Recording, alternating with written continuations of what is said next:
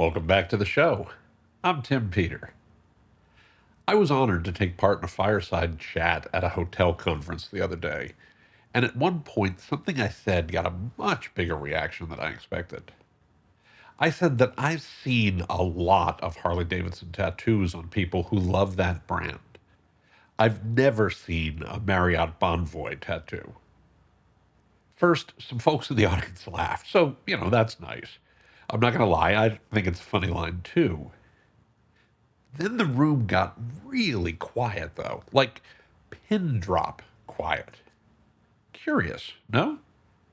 Later, as I was signing books, person after person came up to me and said some version of the same thing. They said, "What you said really hit me because we spend so much time on loyalty, but we don't really know our guests as human beings." Now, don't get me wrong, this story isn't just about hotels. Every company that deals with customers is going to face some version of this same story. And that's what I want to talk about today. Because in a world where AI assistants and agents are starting to choose hotels on behalf of guests, where AI assistants and agents mediate the conversation between you and your customers, the difference between a brand people care about and a brand that's just another option on a screen is going to matter more than ever. Let's dive in. There was an amazing audience at this conference, an amazing group of people, hotel marketers and revenue managers and customer experience teams and reservations folks and IT people, just a wide array of people, all focused on how they took care of their customers. None of these people were, quote unquote corporate types. These are the folks who actually deal with customers, with their guests when something goes wrong. They live in the trenches. Their job is to keep their customers happy every single day. And so I obviously talked about, I made the crack about Marriott Bonvoy, and then I talked to people, afterwards.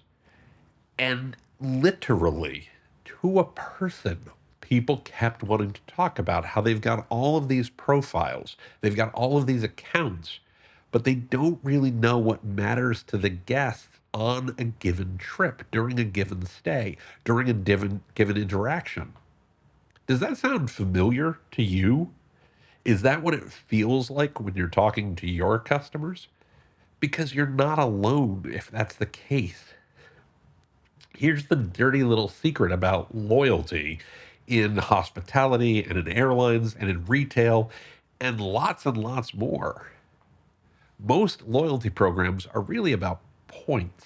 They're really about how many rewards your customer is going to get.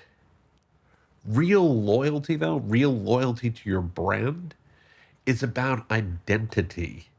It's about customers who feel like you're a part of them, who feel like you belong with them or not. That Harley Davidson versus Bonvoy line isn't a joke. It's a warning.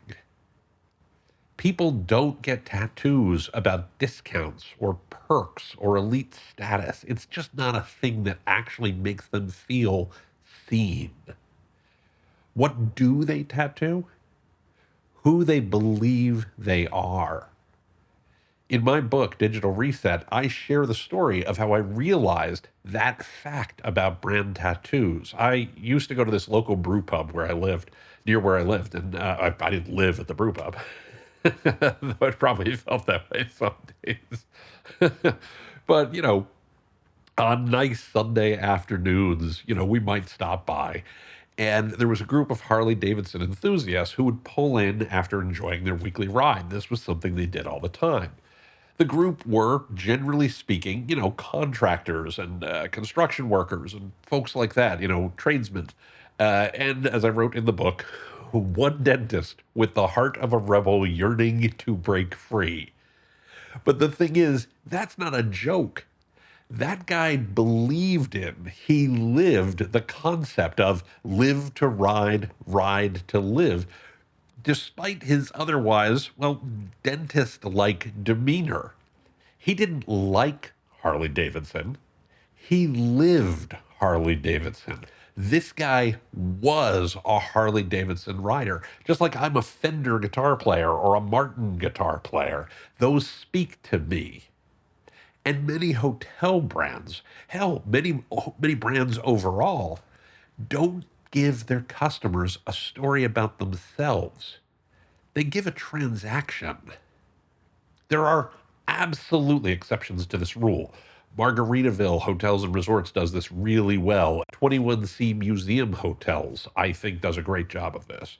Very high-end luxury hotels like the Ritz in London, the George Cinq in Paris, or the Metropole in Monte Carlo, along with independent hotels like the Drover in Fort Worth, the Acoma House in Denver, and my friends and clients at the Wentworth Mansion, John Rutledge House Inn, King's Courtyard, and Fulton Lane Inn all do this brilliantly.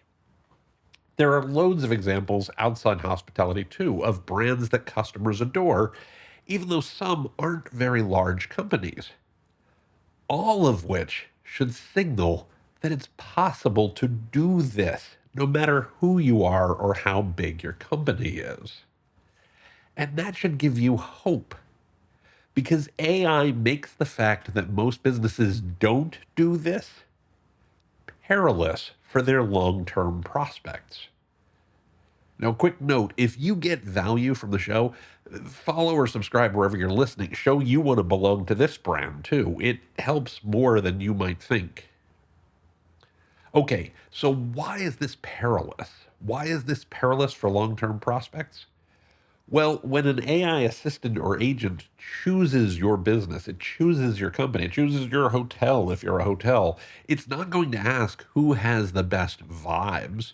It's going to ask which business meets criteria it can measure. Your brand runs the risk of being reduced to nothing more than a price, a location, an availability of your product or service or a room, or the points that you offer. You get turned into a commodity. Your brand becomes invisible. All that matters is some very specific, tactical, practical, measurable device. And that's what scares me. Not AI, but what happens to brands that never built anything that people care about? I'll repeat a mantra you've heard me say before. Your brand is the prompt. There's actually a follow-on to that I never really say out loud, because if you don't hear this, you should. Your brand is the prompt, or you won't exist. That's a huge, huge thing you need to be conscious about.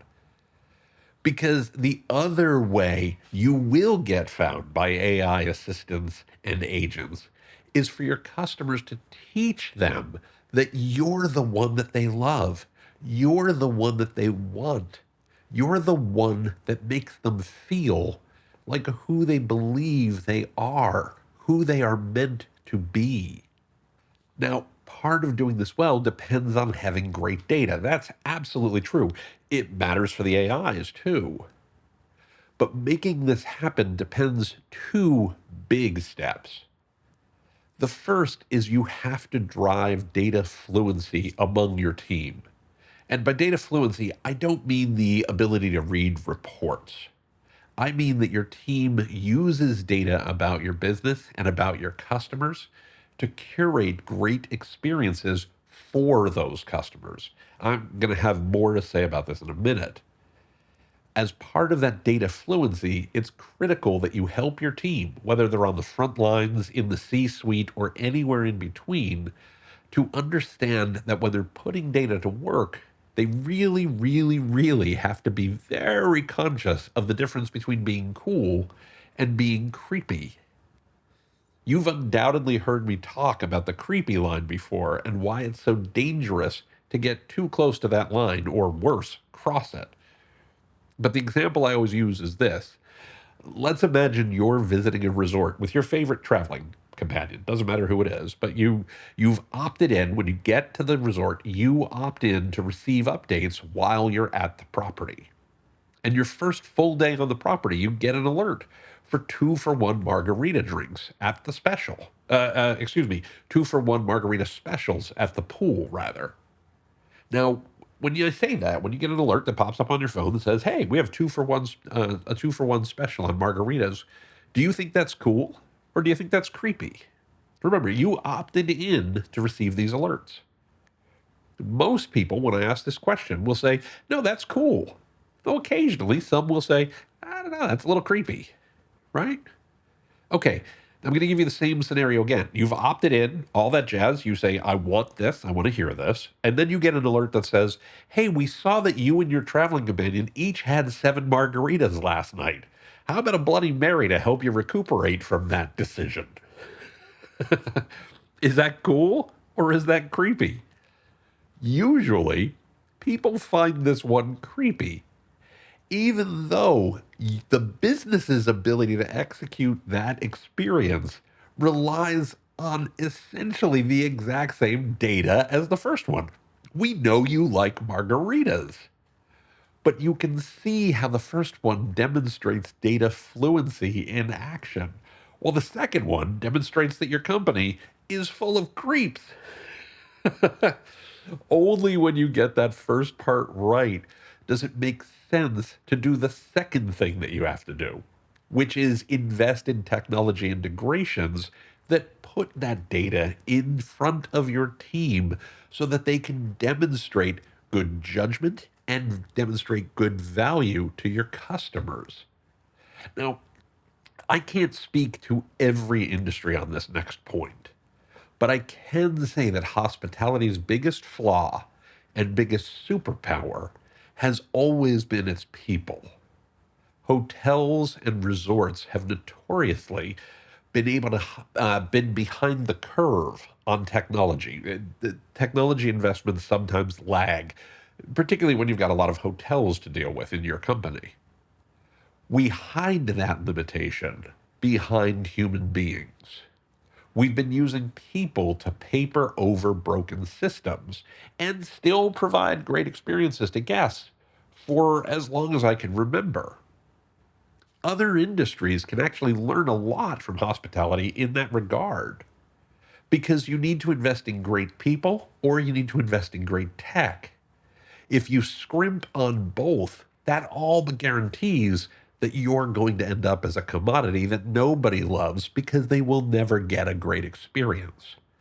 Worse, they may get a terrible experience and tell all their friends and family and fans and followers on social media about it, and then you've hurt the next generation of consumers, the next generation of customers. Oh, and what are the AI tools going to know about you? That you do a really bad job. So that's a lose, lose, lose proposition. Now, what gave me the most hope after this session at this event I attended was how many of the event attendees who came up to me at the book signing and said, "We want to do this better." These weren't cynical, burnt out execs or disgruntled frontline folks. These were sharp, sophisticated business leaders who care so much about doing right by their customers. And leaders in this case had nothing to do with their job title.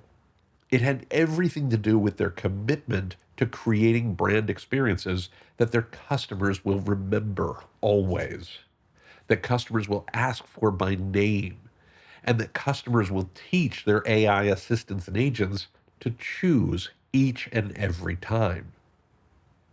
The future of your business is not about smarter machines. It's about whether you use those machines to give your people more room to be human.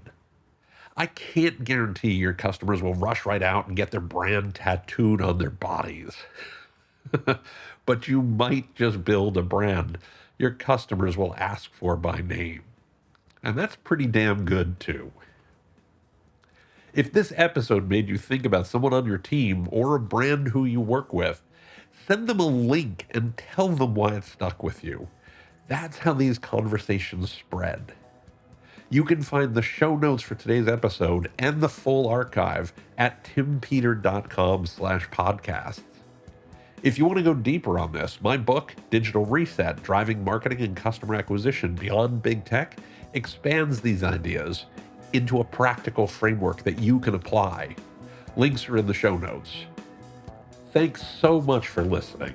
I really appreciate you doing that. This show would not happen without you. If you have ideas for things you'd like to hear about here on the show, make sure you drop me a line at podcast@timpeter.com. I'd love to hear from you. And until next time, please be well, be safe, and be excellent to each other. I'll see you soon.